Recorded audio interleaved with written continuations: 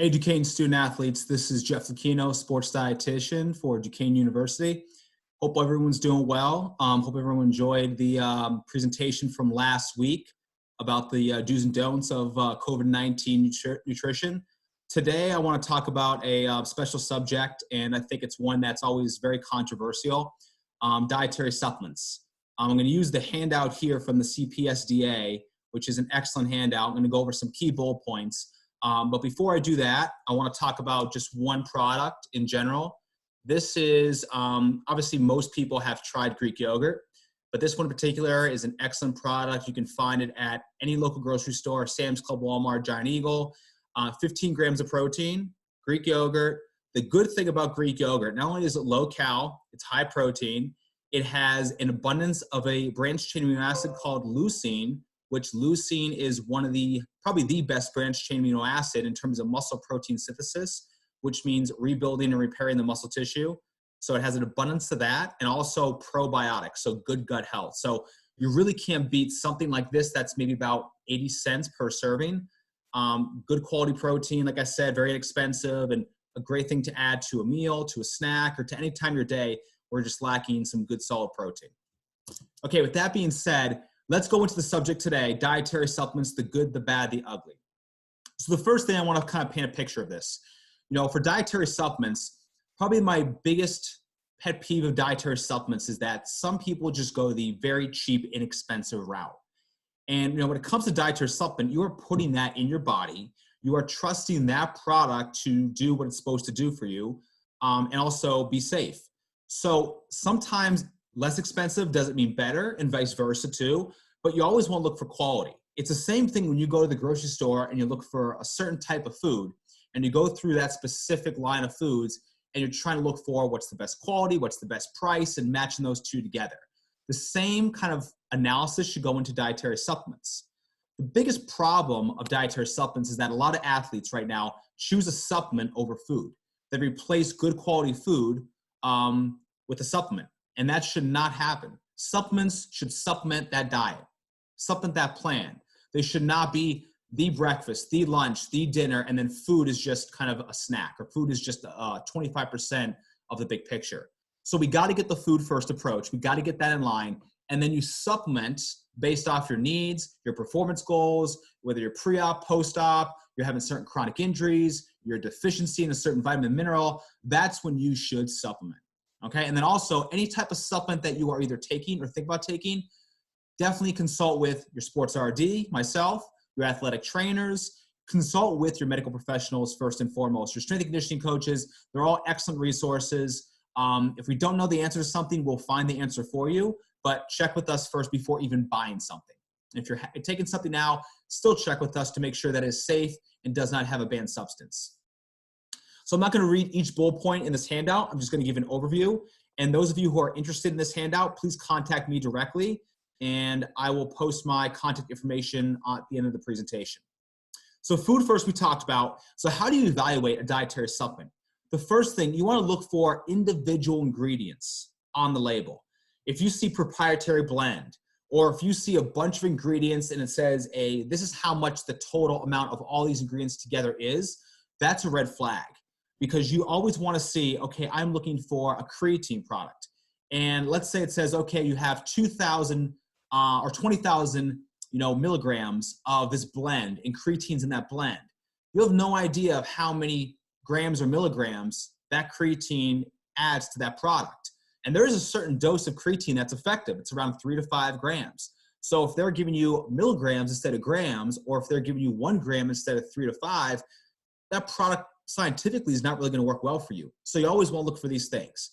Dosages, just went over that. You always want to go off scientific research, and that's where a medical professional can help you figure that out. Tested for banned substances. Again, the NCAA banned substance list is a great guide to look over each supplement and say, does it have a banned substance? If it does, that is an absolute no. Doesn't matter if it's third-party certified. Doesn't matter if it's one of your favorite brands out there. That is an absolute no. The other one that I look for is third-party testing. So it doesn't mean if it's third-party tested that it's the best product out there that's safe from banned substances. What it basically means is that this product, what's on the label is in the product. So that's a really good marker to look for. And the one I look for right now that's kind of a gold standard is the NSF. There's other ones out there like Informed Choice, the Banned Substance Control Group, but NSF is the one I do look out for. But just to repeat, that doesn't mean it's clean of banned substances, and that doesn't mean that the dosages in there are exactly correct based on scientific knowledge. Things that you want to definitely stay away from, I talked about a couple of these.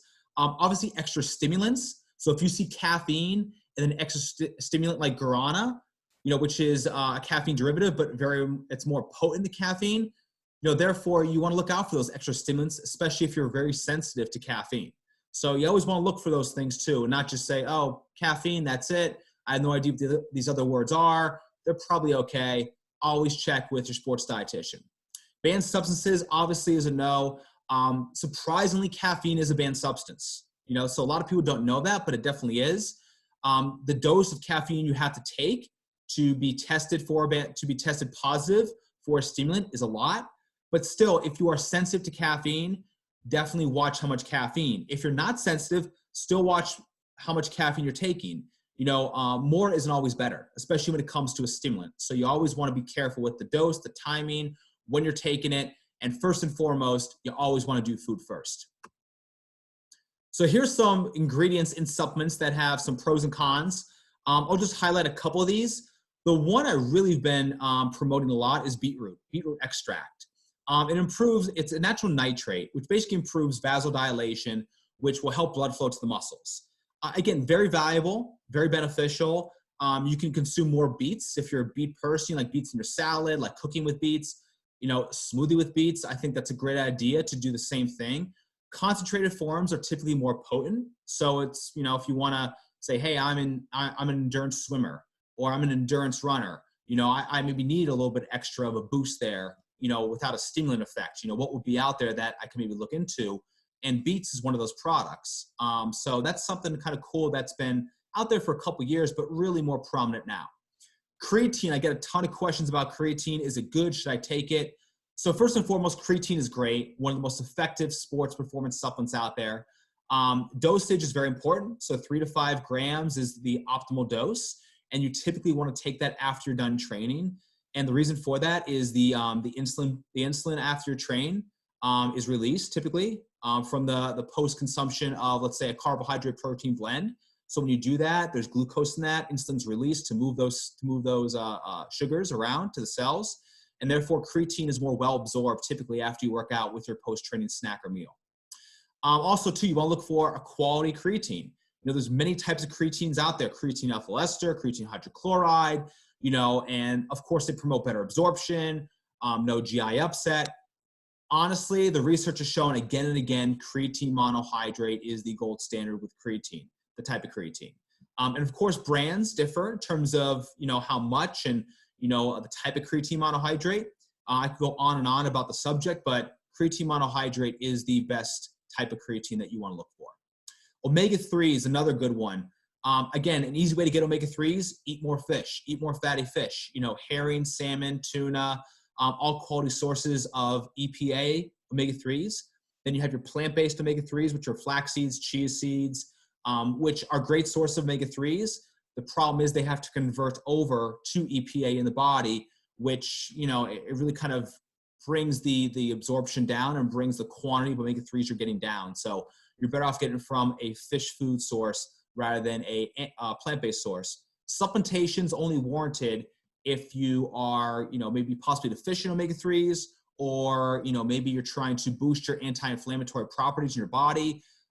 So again, I would say food first, and then we'll talk about supplement later. One or two other ones I want to touch on here. Probiotics. Again, the product I just showed you right here, good amount of probiotics. In most cases, I would say don't really waste your money on a very expensive probiotic. Let's eat good probiotic-rich foods: yogurt, pickles, fermented sauerkraut, kimchi. These are fermented foods that have live bacteria, and you definitely want to keep them in a refrigerated area so the bacteria stays alive. So just remember that. If you have yogurt, obviously keep it on the shelf. It's going to melt. The probiotics, bacteria is going to die. So you definitely want it to keep it refrigerated at all times. Caffeine I touched on.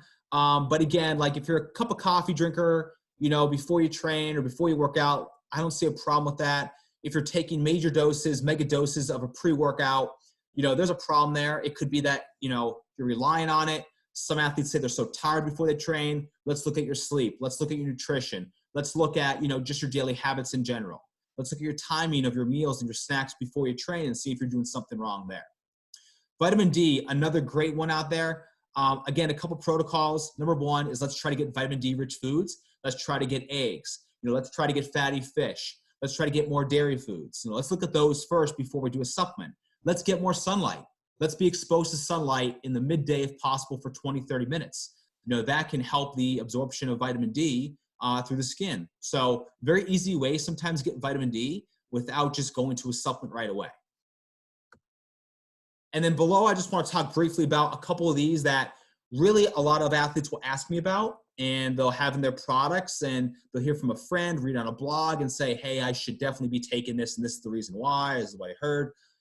As a sports dietitian, I'm always here to listen to you guys, and I want to understand why you're taking something or where you heard this from, and I want to kind of help you through that process and educate you guys about, what's the right thing to take, what's the right timing for it, what's the right dosage. So I'm never going to shoot you down right away, but I always want to understand why, why you're taking something.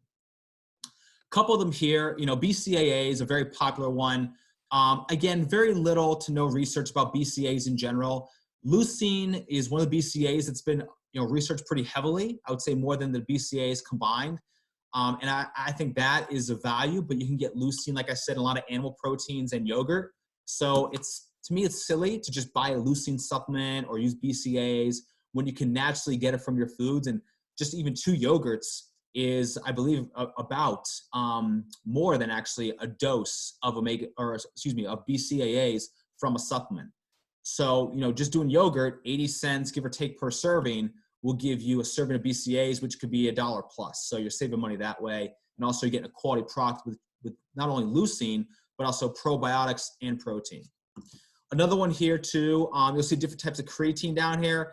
Again, a lot of sources, monohydrate is the only one that's been shown to be beneficial for increasing power output. And I didn't mention that above, but creatine, it's kind of one of those myths. Creatine doesn't actually add weight. It doesn't add lean muscle. It does help explosive power, improve power output. We use creatine phosphate as one of the energy sources that we have in our muscles, in our body. So that's a quick used energy source that typically your sprinters, if you're doing, let's say, a very, heavy weight in the weight room, heavy weight, low repetition, creatine phosphate is going to be the energy source typically used during that movement. So that's what it's for. That's what it's designed for. So thinking that you're going to take creatine, all of a sudden gain 20 pounds, no. You might retain a little water, and that's somewhat of a side effect of creatine that some people experience and some don't, but it's not a direct muscle builder. It can definitely help power output, but it's not going to build muscle. Food's going to build muscle. So just remember that.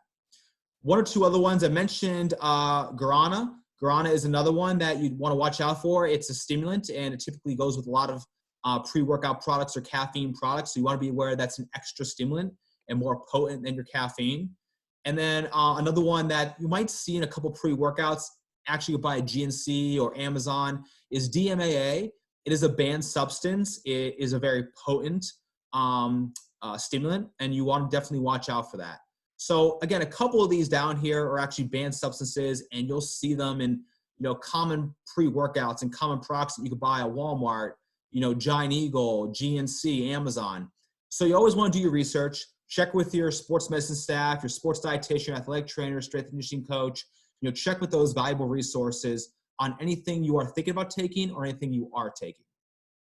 So to kind of wrap this up, guys, I just want everyone to be safe. I want everyone to think about, their approach of food first, sleep, just good hygiene around that, and also timing of your meals and snacks, and how you're training. I want you to think about those big bullet points before you worry about these kind of little micro things, which are supplements.